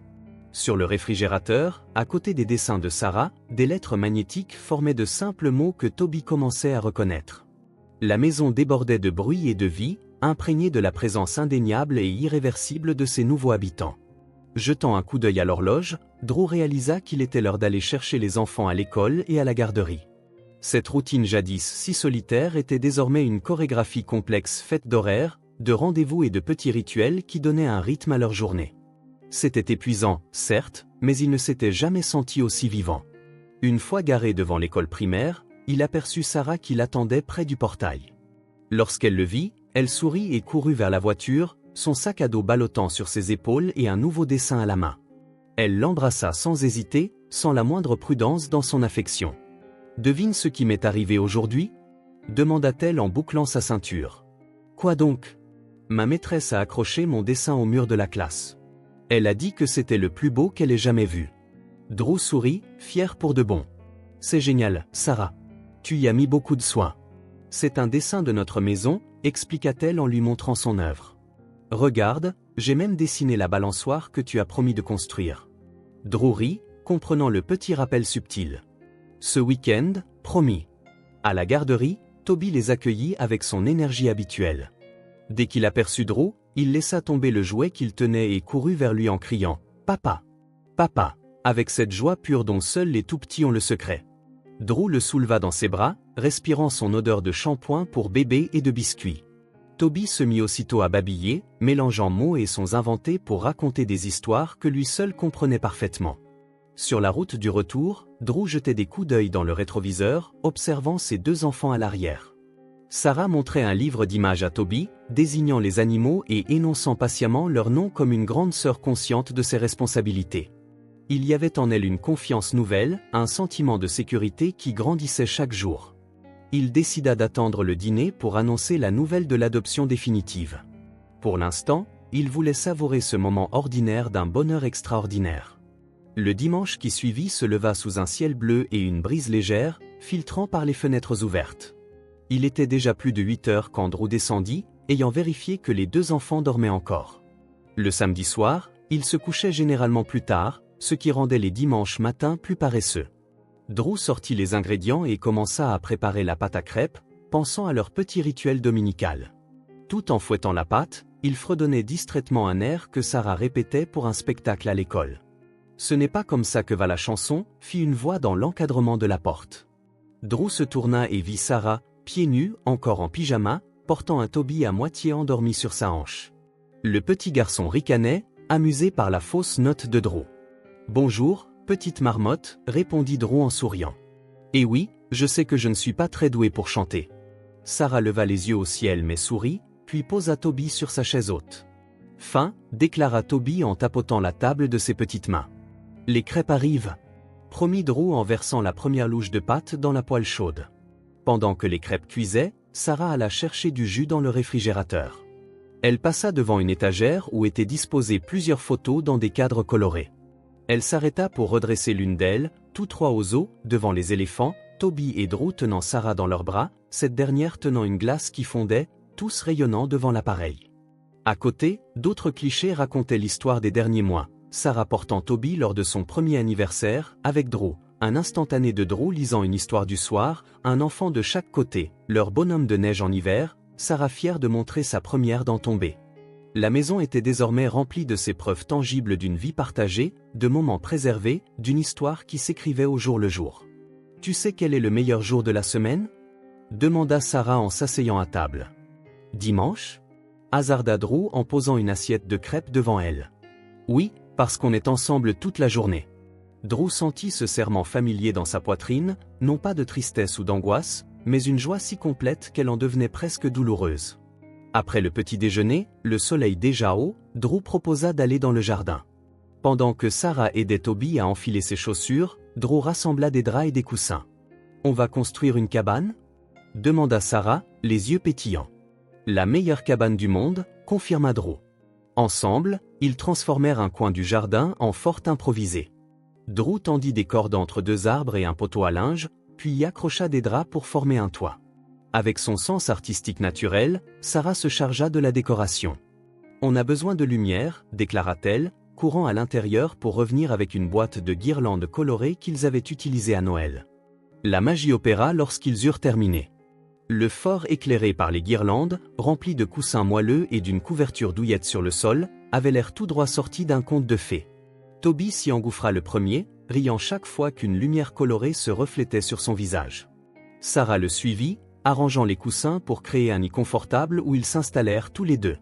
Drew resta un moment à l'extérieur, un sourire attendri aux lèvres, puis la voix de Sarah l'appela depuis l'intérieur du fort. « Toi, tu habites ici maintenant aussi, tu ne peux pas rester dehors. » Quelque chose dans la façon dont elle avait prononcé cette phrase, dont elle avait choisi ces mots, bouleversa profondément Drew. Il se baissa et pénétra sous le drap, s'allongeant à côté d'eux, Toby lové entre eux. Un moment, ils restèrent là en silence, regardant le toit de drap onduler doucement, écoutant les oiseaux au loin et quelques rires d'enfants du voisinage. « Drew » murmura Sarah dans ce cocon intime. « Oui ? Est-ce qu'on est vraiment une famille, maintenant ?» La question resta en suspens, chargée de sens. Drew se tourna vers elle et vit le sérieux dans son regard, la nécessité d'être rassuré, d'avoir une certitude dans un monde qui lui avait trop tôt appris que rien n'était permanent. Il sourit et écarta doucement une mèche de cheveux de son visage. « On est tout ce qu'on choisit d'être, » répondit-il tendrement, « et moi, je choisis d'être à vous, pour toujours. » Sarah le fixa un long moment, comme si elle guettait la moindre trace de doute. N'en trouvant aucune, elle se rapprocha et l'enlaça, Toby babillant joyeusement entre eux. À cet instant, allongé dans un fort de drap dans le jardin d'une maison qui était enfin un foyer, avec 2 enfants arrivés par hasard et devenus le centre de son existence, Drew sut que cette agitation perpétuelle qui avait hanté sa vie d'adulte, ce besoin de partir, de fuir, de chercher toujours plus loin, s'était éteinte. Pour la première fois, il n'avait plus envie de partir, plus envie d'être ailleurs. Il était là où il devait être, enfin à sa place, enfin entier. Le chemin n'avait pas été facile ni linéaire. Il y aurait encore bien des épreuves, des larmes, des doutes. La vraie vie ne s'emballe pas dans un ils vécurent heureux définitif. Mais dans cet instant de perfection imparfaite, Drew savait avec une certitude absolue que tout en avait valu la peine. Chaque pas hésitant, chaque peur, chaque obstacle surmonté l'avait mené jusqu'ici, chez lui, avec sa famille, là où son cœur pouvait enfin se poser.